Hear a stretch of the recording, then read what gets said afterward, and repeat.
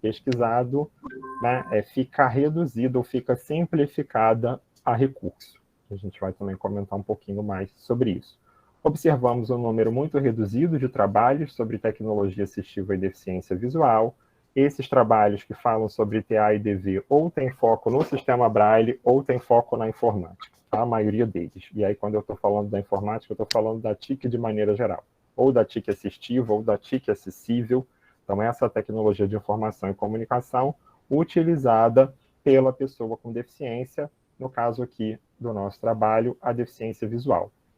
E aí fomos afunilando esse levantamento e verificamos que tinha apenas um trabalho que relacionava, né, a teoria das representações sociais, tecnologia assistiva e deficiência visual, que era o nosso. Então, olhar para esse objeto à luz das representações sociais ainda era o primeiro trabalho. Próximo, por favor. Espera aí. Não foi? Não. Espera aí. Não sei o que eu estou fazendo aqui que não está indo. Espera aí. Foi. Então, contar um pouco para vocês da caminhada. Nós tentamos, como eu comentei anteriormente, fazer um livro que fosse, né, de fácil entendimento. Então, esses tópicos são os títulos, né, dos capítulos. Então, nosso norte é a teoria das representações sociais, né, uma teoria que vai trabalhar com 3 grandes abordagens. A nossa proposta de abordagem foi trazer, né, a abordagem processual, em que nós estávamos preocupados em olhar a gênese das representações sociais, ou seja, como essas representações eram construídas pelo grupo, para quem não conhece representações sociais. E aí, dentro dessa abordagem processual, nós vamos olhar os 2 processos geradores das representações, que é a objetivação e a ancoragem. A objetivação é eu dar, né, sentido àquele objeto, como eu estruturo, como eu penso aquele objeto, né, uma imagem mental, uma representação daquele objeto. E a ancoragem é eu trazer esse objeto para uma rede de sentidos. Por conta do tempo reduzido do mestrado, não deu tempo de nós fazermos um estudo de ancoragem, mas deu para, né, nós observarmos que a representação social pelos grupos pesquisados gira em torno de recurso. E aí eu tento explicar uma polissemia com uma outra polissemia. Por quê? Os documentos que direcionam, né, os marcos legais que vão abordar o conceito de tecnologia assistiva, eles vão relacionar tecnologia assistiva a uso, e não a funcionalidade. Só que eu preciso pensar que o uso não garante funcionalidade. Eu posso ter o sistema Braille, usá-lo de maneira indevida e não fazer uma leitura funcional. O computador, por si só, eu posso usar o computador e não ter funcionalidade com o uso dessa ferramenta. E aí o que nós observamos também? Que a própria palavra recurso nesses documentos apresentam múltiplos significados. Ora eu estou falando de recurso de acessibilidade, ora eu estou falando de recurso pedagógico, ora eu estou falando de recurso de TA, e eu preciso pensar na dinamicidade desse processo, porque em alguns momentos isso tudo pode ser uma coisa só. Então vamos tentar elucidar isso de uma maneira mais clara. O telefone celular. O telefone celular para a pessoa com deficiência visual é uma tecnologia assistiva. Para a pessoa com deficiência física, ela é uma tecnologia da informação e comunicação. E para esses 2 grupos de sujeito, pode ser uma tecnologia educacional. O professor pode se usar desse recurso, se valer desse recurso, para facilitar o processo de ensino-aprendizagem. Então, eu não posso olhar para essa tecnologia enquanto uma coisa estanque. E aí esses professores comentam nessas entrevistas que tudo isso é recurso, porque ele não sabe dizer, né, ele não consegue diferenciar o que é recurso pedagógico do que é recurso de TA. Lembrando sempre que a tecnologia assistiva, ela é do usuário, né? Ou a pessoa com deficiência, seja ela qual for, ou da pessoa com mobilidade reduzida.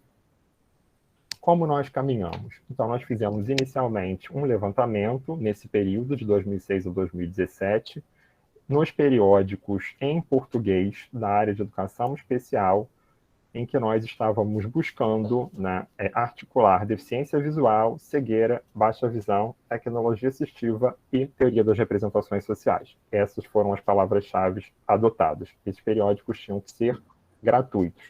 encontramos um número baixíssimo de trabalhos que articulavam essas palavras-chave. Em paralelo a esse levantamento, fizemos um outro levantamento em alguns programas de pós-graduação. Um deles na Universidade Estácio de Sá, por ser o único programa que tem uma linha de pesquisa na área de representações sociais, que é Representações Sociais e Práticas Educativas. Olhamos também o programa da Unesp, que tem uma linha de pesquisa em educação especial, e olhamos os trabalhos da Universidade Federal de São Carlos, que tem um programa específico de mestrado e doutorado, que é o único, né, nessa área no Brasil. O que nós encontramos? Né? Também já comentamos esse número, isso nessa revisão, né? Um número bastante reduzido de trabalhos. Além disso, nós fizemos entrevistas semi-estruturadas com 33 sujeitos, compreendendo aí professores da escola regular e da escola especializada, a escola especializada do Instituto Benjamin Constant, né? A primeira escola para pessoas com deficiência visual da América Latina, que desde 1854 usa o sistema Braille como sistema de leitura escrita, e nós chamamos a atenção disso no livro. Embora o conceito, o termo TA só tenha sido cunhado em 2007, o IBC já pensava tecnologias, e aí eu vou falar no plural, para pessoas com deficiência desde 1854, assim como o INES desde 1856. Então, a escola regular foi uma escola em Niterói, a Escola Municipal Paulo Freire, que é uma escola de referência em inclusão, não só para pessoas com deficiência visual, mas também outras deficiências, e os responsáveis por esses alunos. Então, foram 2 questionários semi-estruturados, diferentes, né? Um para professores, outro para responsáveis. O questionário para responsáveis foi dividido em 16 perguntas, com 4 blocos. O questionário para o professor com 12 perguntas, e nós íamos tentando buscar desse professor o entendimento sobre o que era a tecnologia assistiva. Então, nós perguntávamos, você usa algum recurso, você usa alguma metodologia, algum material específico? E ao final dessas perguntas, nós questionávamos o que ele entendia por tecnologia assistiva. Então, respondendo às nossas perguntas, já caminhando aqui um pouquinho para o final, para a conclusão do livro, o que nós vimos, né? A possível representação, o indício da representação social de tecnologia assistiva gira em torno do termo recurso. Por quê? Os professores que trabalham na escola especializada, eles conseguem descrever os recursos que eles utilizam na sala de aula, embora eles simplifiquem aquele grande conceito a recurso. Os professores da escola especializada também, eles conseguem dizer algumas coisas que eles utilizam que sejam específicas para pessoas com deficiência visual, muitas dessas questões relacionadas ao sistema Braille. Em relação aos responsáveis da escola especializada, eles também conseguem conversar, né? Eles conhecem esses recursos e por isso mantêm um diálogo sobre o que sejam esses objetos, essa tecnologia assistiva. E em relação aos responsáveis da escola regular, eles não conhecem, isso não tem significado para eles, esses objetos não fazem parte do cotidiano dessas pessoas. Então, a gente perguntava, o seu filho usa algum tipo de coisa diferenciada, de material pedagógico diferenciado na escola, alguma coisa que facilite esse processo de inclusão?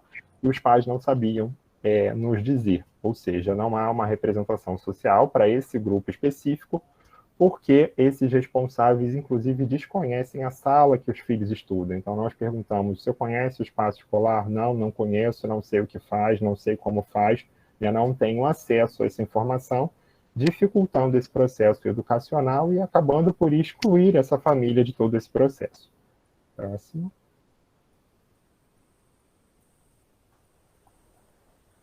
Então, deixo aí o nosso contato, meu contato, o contato da Helenice. E aí, não sei se tem alguma pessoa com deficiência visual nos assistindo, tem uma imagem, é uma criança cadeirante de costas, à frente dessa criança, alguns símbolos de acessibilidade, ao fundo, uma porta. E aí, se alguém me perguntar, Thiago, mas por que uma porta aberta? Porque é a metáfora que condensa a representação desses 3 grupos que têm indícios de representações sociais. Então, quando a gente pergunta o que é a tecnologia assistiva, eles dizem, é uma porta aberta. É tudo que ajuda. Mas nem tudo que ajuda é tecnologia assistiva. Então, por isso, o nome do livro. Obrigado. Obrigada, Thiago. Muito interessante a sua palestra. abre a cabeça da gente, porque realmente esse mundo, né, da inclusão, ele precisa ser muito falado, ele precisa ser muito conhecido, o que não é. Efetivamente, todos os trabalhos vão mostrar isso.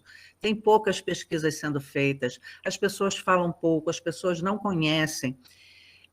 E isso é o que faz com que essas pessoas fiquem mais isoladas. Elas não possam usufruir de todos os direitos que elas têm, né? Sim.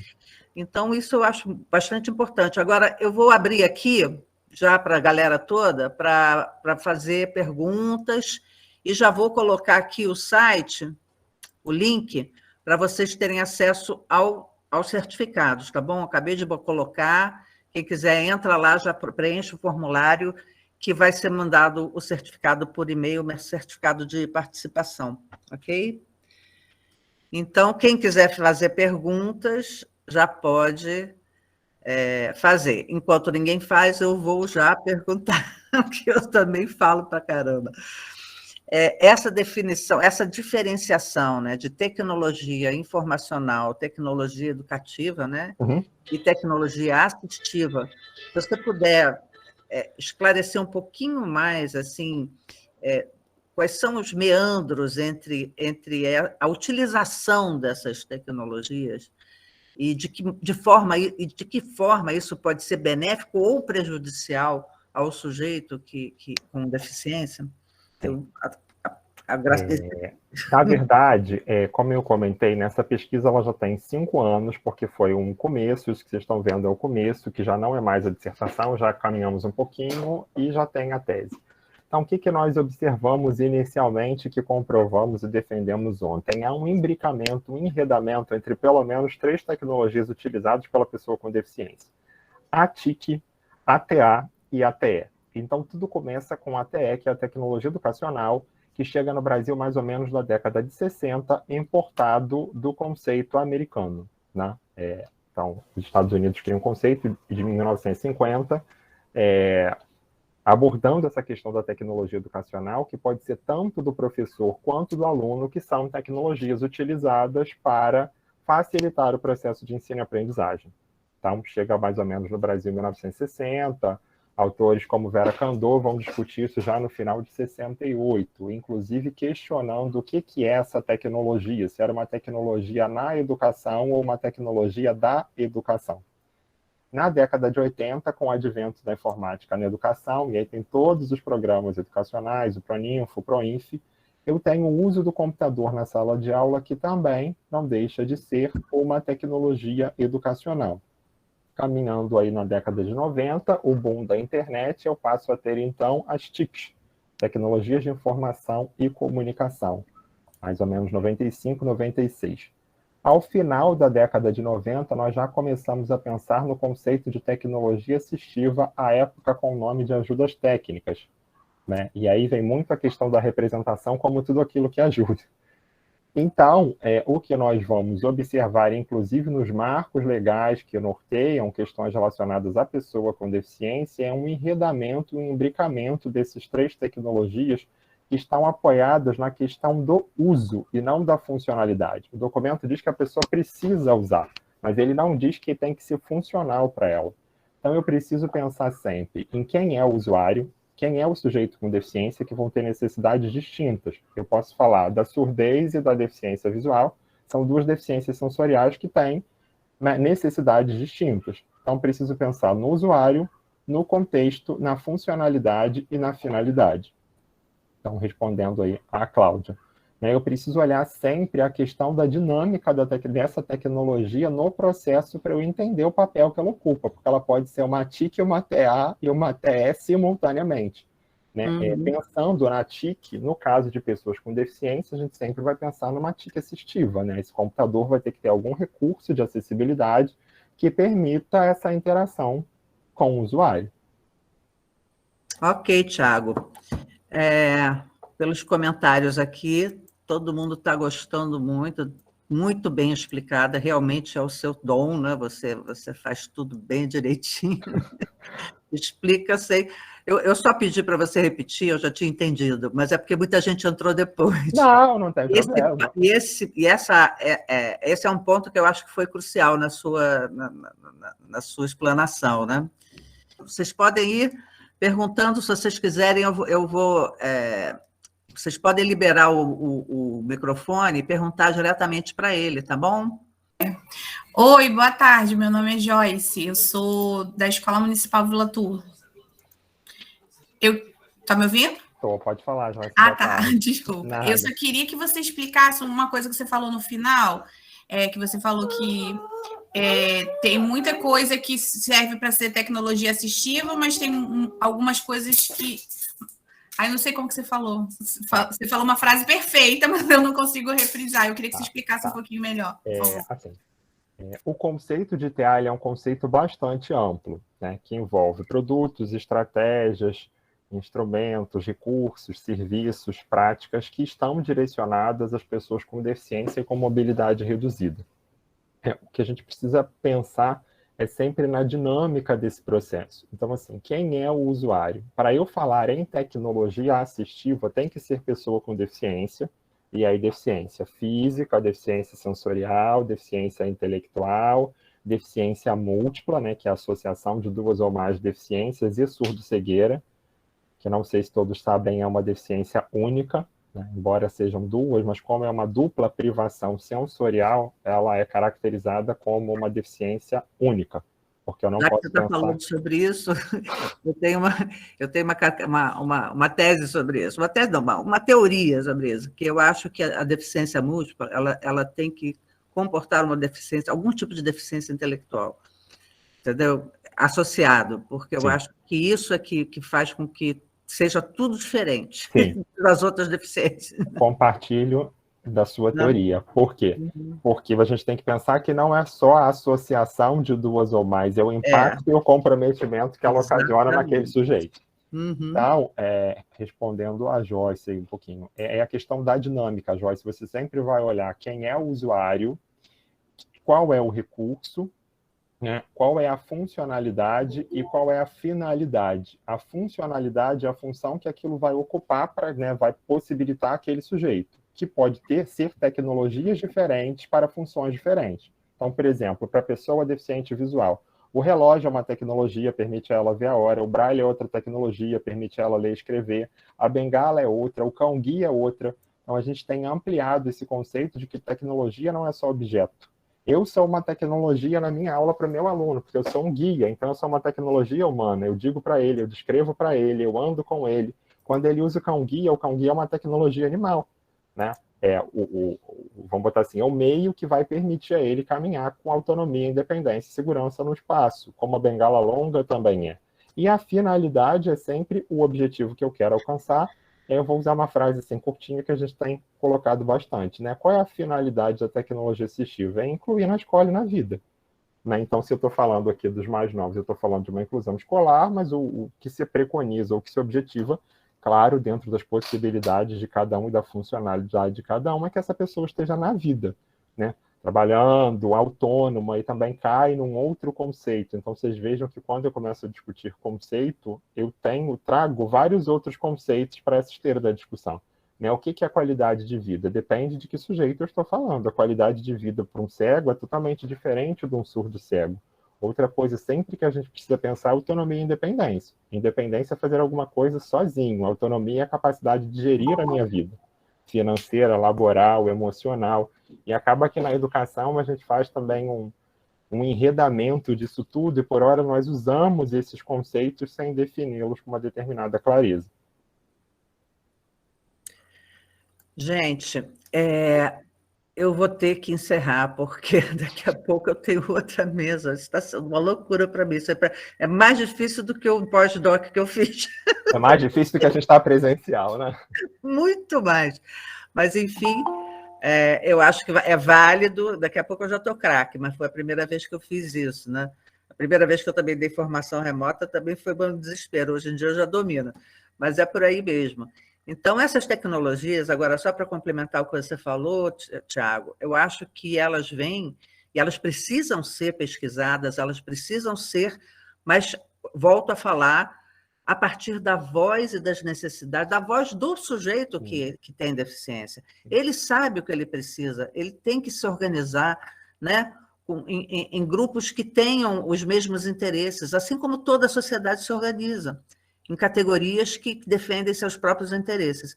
Então, eu acho que a palavra, o espaço de palavra para essas pessoas é fundamental para fundamentar qualquer tipo de pesquisa que possa haver. Então, é muito bom vocês estarem indo ouvir pessoas, estarem ouvir famílias, ouvir as instituições, escola, enfim, né? Porque é lá que a gente vai saber o que é que precisa ser feito em termos de tecnologia, seja ela educacional, seja ela informacional, ou seja ela assistiva. Né? Então, eu agradeço a você demais, foi muito enriquecedor para mim, principalmente, que muita coisa eu não sabia, aprendi para caramba, e agradeço às pessoas também. Agora, esse último link que eu botei está certo, eu já entrei, está lá, vocês podem preencher o formulário, que o certificado vem por e-mail depois para vocês. E, infelizmente, a gente vai ter que encerrar, porque daqui a 20 minutos eu já tenho que botar o material das outras pessoas, enfim. Ok? Então, boa tarde para todos, e tem mais palestras aí, são a terceira onda de palestras nas 4 salas, vejam aí, acho que vocês acham mais interessante, e entrem para abrir mesmo a cabeça sobre vários temas que são novos, né, na nossa sociedade, que a gente precisa refletir sobre. Obrigado, então, parabéns ao evento. Obrigado, Cláudia. E manda um beijão para a Helenice. Mando, a gente se fala pessoalmente. Obrigado. Okay. Obrigado a todos e um bom evento. Uma boa tarde. Boa tarde.